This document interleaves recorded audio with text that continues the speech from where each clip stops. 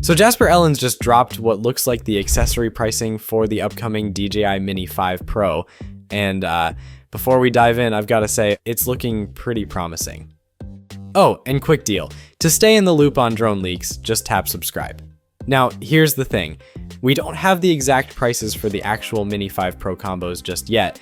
What we do know is that there will be two versions, as usual, the standard combo and the Fly More combo with the RC2 controller.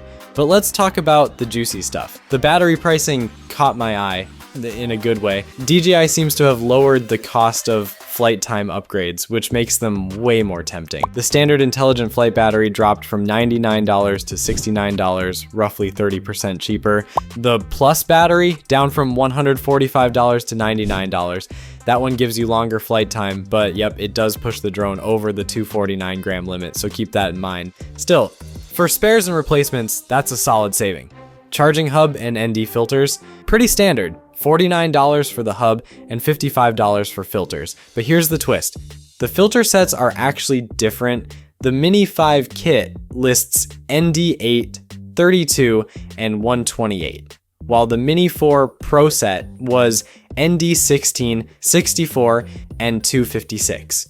So the filter strengths aren't a direct match. Propellers though? Ouch. They've gone up from $9 on the Mini 4 Pro to $19 for the Mini 5 Pro. Maybe that's because of a new quick release system or better materials, but either way, they cost more. Same with the propeller guard. On the Mini 4 Pro, the guard alone was $29, but for the Mini 5, it's $69. Though to be fair, that includes both the guard and propellers. And then there's Care Refresh. The 1-year plan looks about the same, but the 2-year coverage for the Mini 5 actually seems cheaper than what we saw on the Mini 4 Pro. Could be a retailer specific thing, or maybe DJI just wants to make the upgrade path a little smoother this time around.